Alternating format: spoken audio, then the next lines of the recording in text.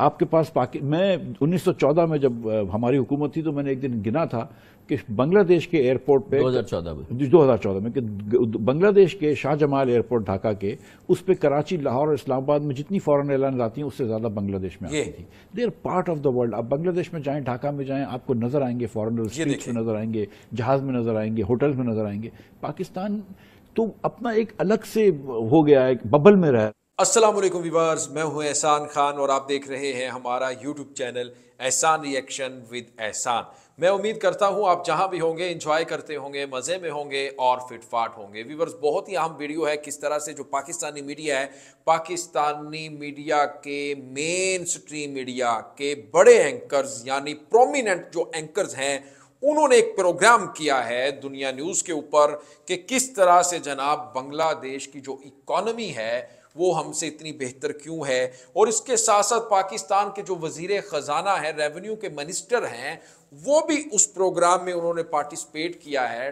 اور انہوں نے کس طرح سے کامران خان جو اینکر پرسن ہے، پاکستان کے بڑے مشہور فیمس اینکر ہیں، انہوں نے یہ پروگرام کنڈکٹ کیا ہے دنیا نیوز پر. اس کو لے کر کے یہ رپورٹ خاصی وائرل ہے اس وقت پوری دنیا میں. تو میں نے چاہا کیوں نہ اس کے اوپر بات کی جائے، کیوں نہ اس کے اوپر ریئیکشن دیا جائے، اور کس طرح سے وہ جناب اعداد و شمار لے کر آئے ہیں، فیکٹس اینڈ فگر کے ساتھ بات کی جا رہی ہے، اور کس طرح سے رپورٹ دکھائی جا رہی ہے کہ بنگلہ دیش آخر پاکستان سے اتنا آگے کیوں چلا گیا ہے، ہم سے الگ ہوتا ہے. 51 برسوں میں کیا کچھ وہ کر لیتا ہے، دنیا کی 33 اکانومی میں ان کا نام آ جاتا ہے لسٹ میں، اور پھر اسپیشل گیسٹ کے طور پر G20 میں ان کو بلایا جاتا ہے. یہ کیا وجہ ہے؟ یہ ساری وجہ جانتے ہیں، ویڈیو دیکھتے ہیں. بہت ہی اہم ویڈیو ہے. پاکستان کے جو سوشل ایکسپرٹس ہیں اور جو اکانومسٹ ہیں وہ بھی اس ڈیبیٹ کا حصہ ہیں. پہلے ہم یہ ویڈیو دیکھ لیتے ہیں. بہت ہی بڑھیا پروگرام ہے یہ.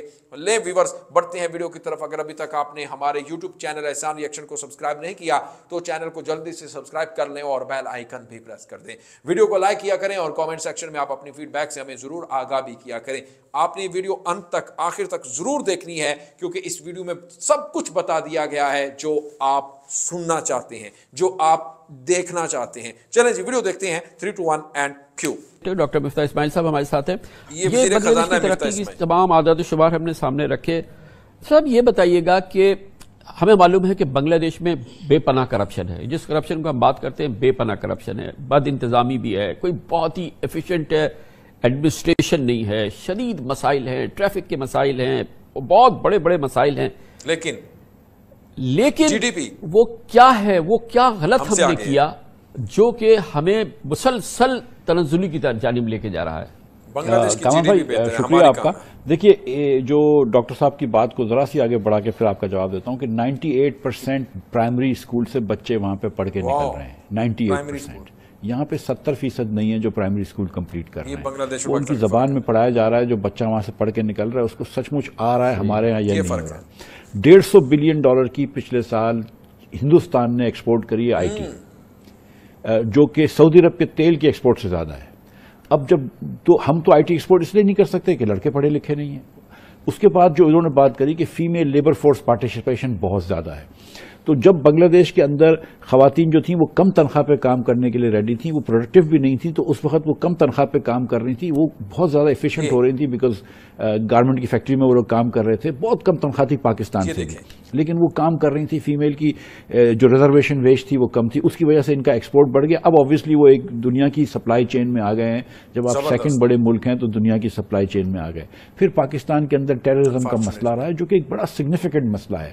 جب آپ کی دنیا بھر کی بائنگ ایجنسیز کا دفتر پاکستان میں نہیں ہوتا.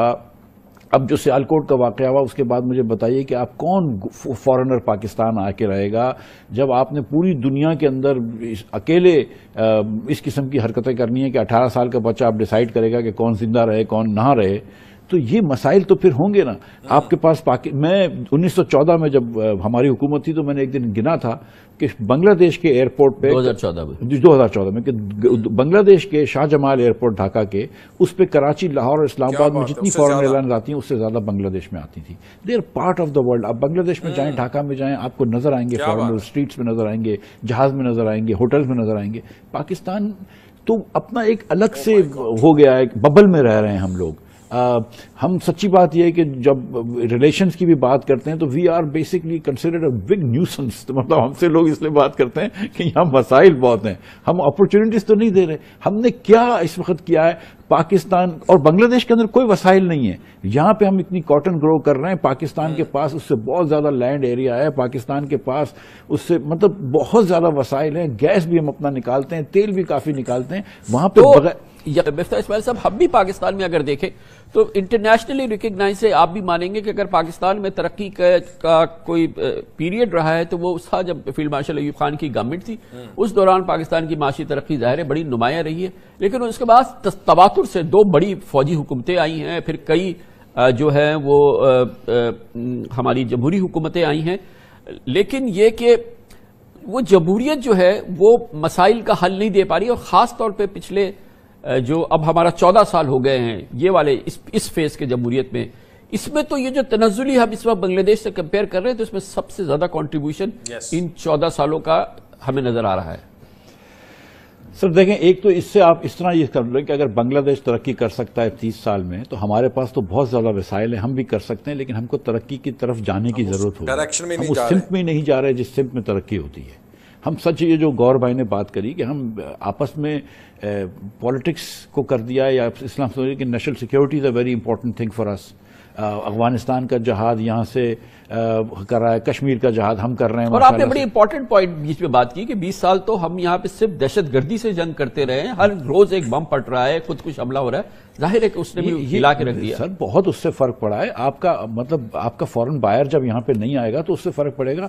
آپ تو ویورز, آپ نے یہ ویڈیو دیکھی ہے, بہت ہی شاندار ویڈیو تھی, کس طرح سے وہ بتا رہے ہیں.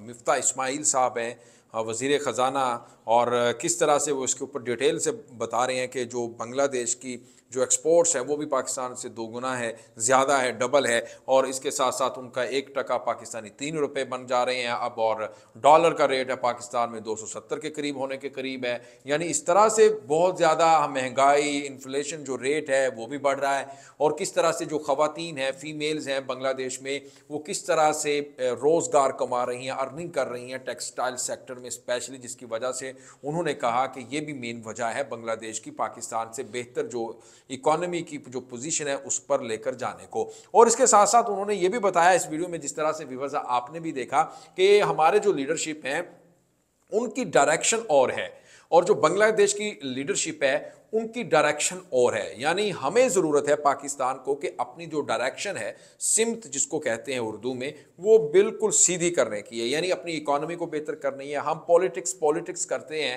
آپس میں لڑائی جھگڑے تو کرتے ہیں پرسنل اپنے آپ کو بینیفٹس دینے کے لیے, لیکن یہ بھی ہمیں دیکھنا پڑے گا بدقسمتی سے, جو کہ ہم نہیں دیکھ رہے, کہ ہمارا ملک کہاں چلا گیا ہے اور ہم کن دھندوں میں, جھگڑوں میں پڑے ہوئے ہیں. صرف ملک کے لیے بات کرنا ہوگی اور نیشنل پالیسی بنانا ہوگی, جس طرح سے بنگلہ دیش میں ہے کہ حکومت چاہے کسی کی بھی ہو, حکومت چاہے کسی اور کی بھی آ جائے, لیکن جو نیشنل پالیسی کے اوپر جو ڈائیلاگز کیے ہوتے ہیں, جو بات چیت کی ہوتی ہے, وہ جو منصوبے یا پروجیکٹ بنائے جاتے ہیں, وہ دوسری حکومت بھی آ جائے, گورنمنٹ بھی آ جائے, وہ پہلے والی گورنمنٹ کے جو پروجیکٹس ہوتے ہیں اس کو ختم نہیں کرے گی, اس کو کنٹینیو کرے گی اور آگے لے کر جائے گی. یہ ضرورت ہے. تو ویورز, یہ ویڈیو, یہ رپورٹ آپ کو کیسی لگی, اور کس طرح سے پاکستان کے پرومیننٹ اینکرز موجود تھے اس میں, کامران خان صاحب, انہوں نے کس طرح سے کویسچن پٹ کیے, آپ کو یہ رپورٹ, یہ پروگرام کیسا لگا, اس کے بارے میں آپ نے فیڈ بیک ضرور دینا ہے. ملتے ہیں نیکسٹ ویڈیو میں, تب تک کے لیے مجھے دیں اجازت اور اپنا بہت زیادہ خیال رکھیے گا. اللہ حافظ.